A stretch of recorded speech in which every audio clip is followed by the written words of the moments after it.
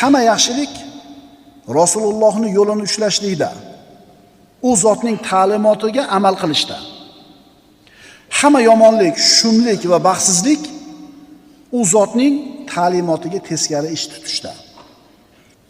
Tushunarlimi? Sunnatni qanchalar ushlasangiz, ustingizga shuncha xayriyat va baraka keladi. Sunnatdan har qancha uzoq bo'lsangiz, shunga yarasha baraka ustingizdan ketadi. Baraka Rasulullohning sunnatiga ergashishlikda.